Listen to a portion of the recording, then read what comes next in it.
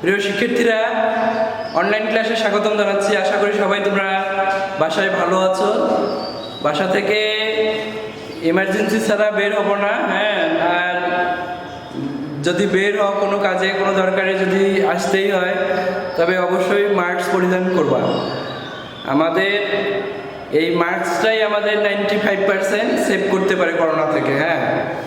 আর সচেতন থাকবা, এখনো 3 ফুট দূরত্ব বজায় রাখার চেষ্টা করবা, হ্যাঁ। হাটে বাজারে গেলে একটু সচেতন থাকতে হবে আমাদের। প্রিয় শিক্ষার্থীরা, আমরা আজকে 6ষ্ঠ শ্রেণীর বাংলাদেশ ও বিশ্ব পরিচয়ে পার্ট 6 পড়ব। প্রাচীন বাংলাদেশের গৌরব। আমাদের বাংলাদেশের প্রাচীন সময়ের অনেক গৌরবের জিনিস রয়েছে, হ্যাঁ, যেগুলো নিয়ে আমাদের গৌরব করার মতো। আমাদের পাট ছিল অনেক গৌরবের, হ্যাঁ। তারপরে মসলিন কাপড় ছিল, এগুলো ওই সময় অনেক জনপ্রিয় ছিল। তারপরে আমরা এই পাট মসলিন কাপড় বিদেশে রপ্তানি করে অনেক বৈদেশিক মুদ্রা অর্জন করেছিলাম ওই সময়। গুড় আমরা বিক্রি করতাম, চিনি আমাদের প্রাচীনকালে এই চিনি ছিল, হ্যাঁ। এগুলা আমরা বিদেশে বিক্রি করে বৈদেশিক মুদ্রা অর্জন করা হয়েছিল ওই সময়। শিক্ষার্থীরা,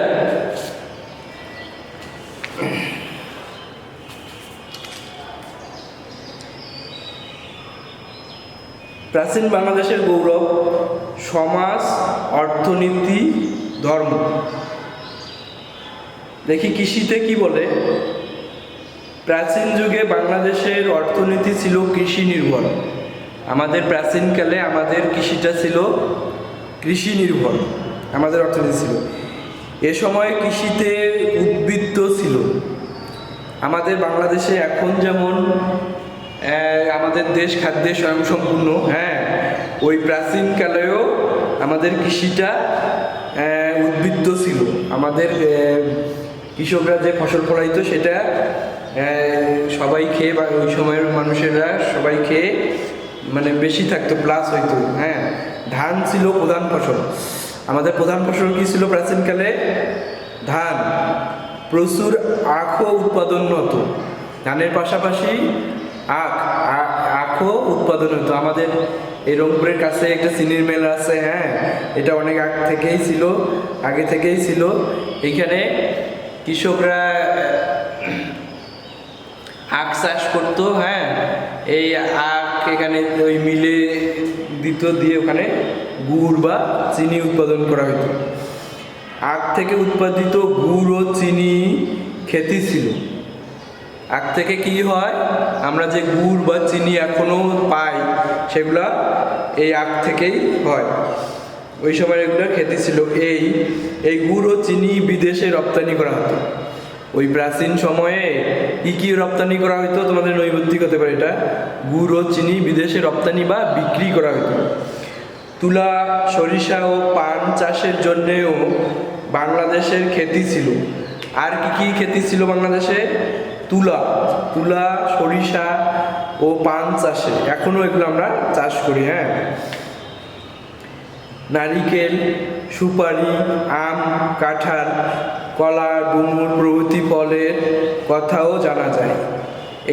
এগুলো প্রাচীনকালেও ছিল, এখন আমাদের এখনো এগুলা আমাদের বাংলাদেশে চাষ করা হয়। শিক্ষার্থীরা, কুটির শিল্প। প্রাচীন যুগ থেকেই বাংলাদেশের তাঁতিরা মিহি সুতি ও রেশমি কাপড় বুনতে পারদর্শী ছিল।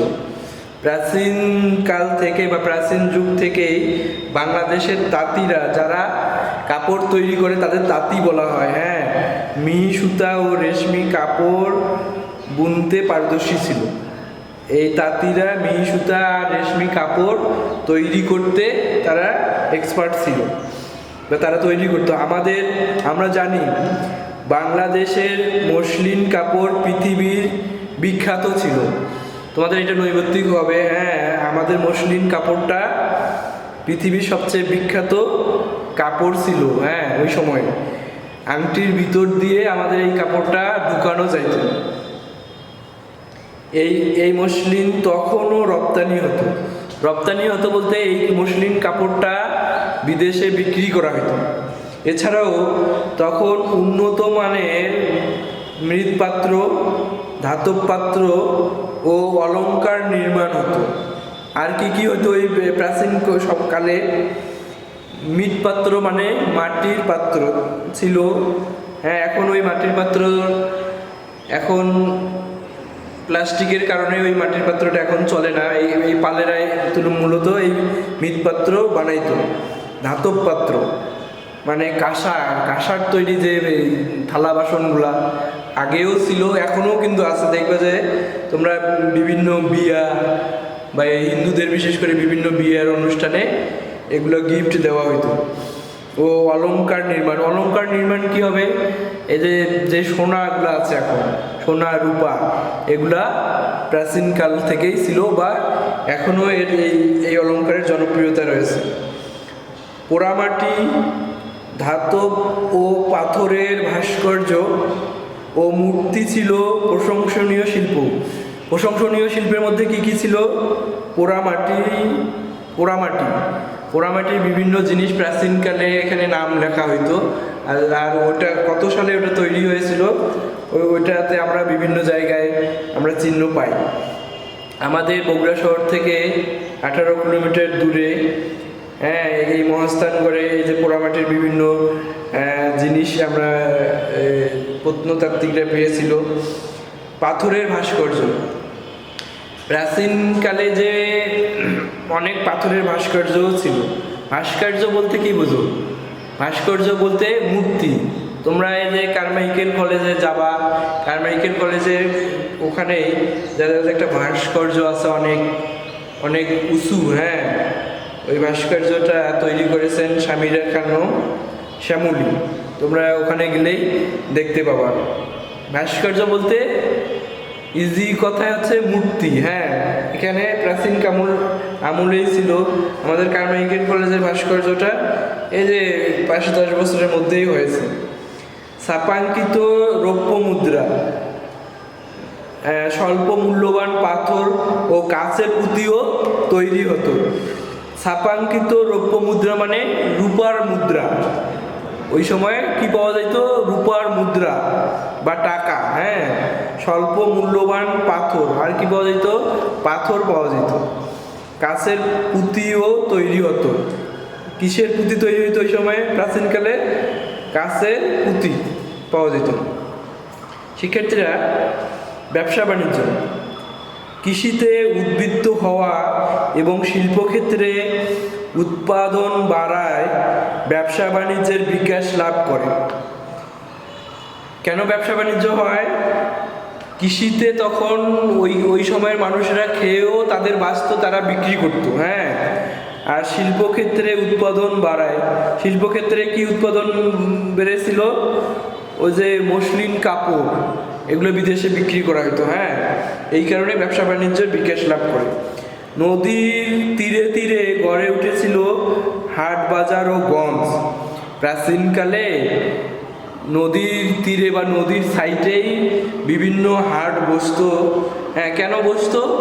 ওই নদী দিয়ে বিভিন্ন নৌকা বা বিভিন্ন নৌকা এগুলা ওই সময়ে চলতো, হ্যাঁ ওখানে ব্যবসায়ীরা নিয়ে বিভিন্ন জায়গায় বিক্রি করতো। এই কারণে হাট বাজারটা নদীর কাছেই ছিল।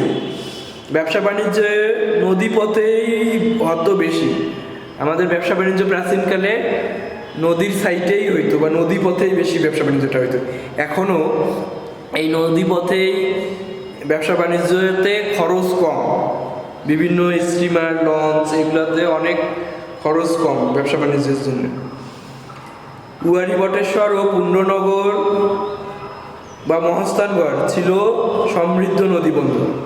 আমরা যে আমাদের যে বগুড়া শহর থেকে 18 কিলোমিটার দূরে উয়ারি বটেশ্বর ও পুণ্যনগর বা মহাস্থানগড়, এইটা একটা নদী বন্দর ছিল।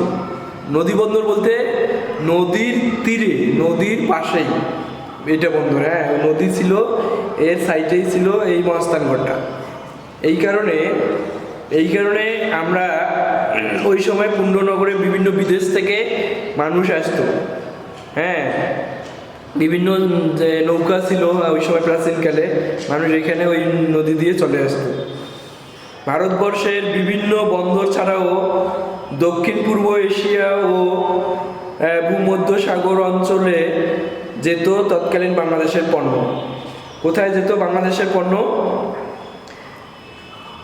ভারতবর্ষের বিভিন্ন বন্দরে। ভারতবর্ষের বিভিন্ন বন্দর রয়েছে, নৌকা দিয়ে দক্ষিণ পূর্ব এশিয়া ও ভূমধ্য সাগর অঞ্চলে যেত বাংলাদেশের পণ্য। আমাদের দেশের ওই সময়ের পণ্য, প্রাচীনকালের পণ্যগুলা ভারতে যাইতো বা ভারতের বিভিন্ন বন্দরে যাইতো। ভূমধ্য সাগর হচ্ছে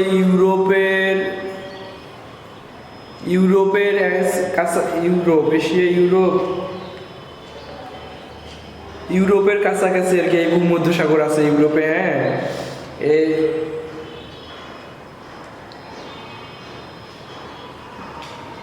ইউরোপের কাছাকাছি এই ভূমধ্য সাগর আছে। আমাদের ওই সময়ের পণ্য ওই ভূমধ্য সাগরের ওই সাইডেও যাইতো, ওখানে গিয়ে বিক্রি হইতো। অষ্টম শতকে চট্টগ্রাম বন্দরের মাধ্যমে এদেশের পণ্য আরবে যেত। 8 শতকে চট্টগ্রাম আমাদের এখনো বন্দর যেটা রয়েছে, কত শতকে যেত? 8ম শতকে আমাদের চট্টগ্রামের বন্দরের মাধ্যমে পণ্য কোন দেশে যেত? আরব দেশে যেত, বা সৌদি আরব বা ইরান, ইরাক। হ্যাঁ, এই জায়গাগুলোতে আমাদের পণ্য যেত। ধর্মতত্ত্ব ও সম্প্রদায় অনুমিত হয় প্রস্তর যুগে বাংলাদেশের মানুষ পৃথিবীর অন্যান্য অঞ্চলের মতো পাহাড় পর্বত, নদ নদী, চন্দ্র সূর্য প্রভৃতির পূজা করত। প্রস্তর যুগে মানুষ নদ নদী, চন্দ্র সূর্য পূজা করত। এটা তোমাদের নৈবেদ্যিক হতে পারে। কোন যুগের মানুষ চন্দ্র সূর্যের পূজা করত? প্রস্তর যুগ, এটা খেয়াল রাখবা। ঐতিহাসিক যুগে ভারত উপমহাদেশের মতো বাংলাদেশের ব্রাহ্মণ্য ধর্ম ও আজীব সম্প্রদায়ের প্রাধান্য ছিল। ব্রাহ্মণ ধর্ম ও আজীব সম্প্রদায়ের প্রাধান্য ছিল। ওই সময় প্রাচীনকালে ব্রাহ্মণ ধর্মটা প্রাধান্য ছিল। প্রাচীন বাংলাদেশের জৈন ধর্ম ও প্রচলিত ছিল। আর প্রাচীন বাংলাদেশের কোন ধর্ম প্রচলিত ছিল? তোমাদের নৈবেদ্যিক হবে কি ধর্ম? জৈন ধর্ম প্রচলিত ছিল। তবে দীর্ঘ সময় বৌদ্ধ শাসকদের পৃষ্ঠপোষকতায় বৌদ্ধ ধর্ম প্রাধান্য লাভ করে। ওই সময় বৌদ্ধ ধর্মে প্রাধান্য লাভ করে। পাল সম্রাটগণ ছিলেন বৌদ্ধ, কিন্তু প্রজাদের অধিকাংশ ছিল ব্রাহ্মণ ধর্মমতের। পাল সম্রাটগণ কি ছিল? বৌদ্ধ সম্প্রদায়ের ছিল। তোমাদের এটা নৈবেদ্যিক হতে পারে। প্রজাদের অধিকাংশ কি ছিল? ব্রাহ্ম ধর্মমতের ছিল। সম্রাট ধর্মপাল ধর্মীয় সম্প্রীতির নীতি গ্রহণ করেন। কোন সম্রাট ধর্মীয় সম্প্রীতির নীতি গ্রহণ করেন? সম্রাট ধর্মপাল। তোমাদের এটা নৈবেদ্যিক হবে। রাজকীয় উচ্চ পদে অধিষ্ঠিত দেখা যায় ব্রাহ্মণদের। রাজকীয় উচ্চ পদে কাদের দেখানো যাইত? ব্রাহ্মণদের। ধর্মপালের প্রধানমন্ত্রী ছিলেন একজন ব্রাহ্মণ। তোমাদের এটা নৈবেদ্যিক হবে। ধর্মপালের প্রধানমন্ত্রী ছিলেন একজন ব্রাহ্মণ। কার প্রধানমন্ত্রী ছিলেন একজন ব্রাহ্মণ? ধর্মপালের। তোমাদের নৈবেদ্যিক হবে এটা। তার পরিবার 3 পুরুষ ধরে পাল শাসকদের সাথে জড়িত ছিল। কয় পুরুষ ধরে পাল শাসকদের সাথে জড়িত ছিল? 3 পুরুষ। তৎকালীন একাধিক তাম্র শাসনের ব্রাহ্মণ মন্দির নির্মাণের ভূমিদানের কথা জানা যায়। ওই সময়ে তাম্র শাসনে ব্রাহ্মণ মন্দির নির্মাণের ভূমিদানের কথা জানা গিয়েছিল। ব্রাহ্মণ্য ও বৌদ্ধদের মধ্যে কোনো ভেদাভেদ ছিল না। ধর্মীয় সম্প্রীতি পাল যুগে সমাজ জীবনের বিশেষ বৈশিষ্ট্য হিসেবে চিহ্নিত ছিল। পাল আমলে বা 700 থেকে 1050 খ্রিস্টাব্দ পর্যন্ত, এই সময় 400 বছর পাল আমল ছিল। এই সময়ে কি ছিল? তাদের ধর্মীয় সম্প্রতি বা ধর্মীয় মিলটা ছিল মানুষের মধ্যে। আজও বাংলাদেশে ধর্মীয় সম্প্রতি ও সহাবস্থান দেখা যায়। আজকের বাংলাদেশেও আমরা সবাই নিজ নিজ ধর্মের প্রতি আমরা শ্রদ্ধা দেখাই। প্রিয় শিক্ষার্থীরা, আমরা আজকে এই পর্যন্তই পড়ব। তোমরা বাড়ির কাজটা লিখে নাও।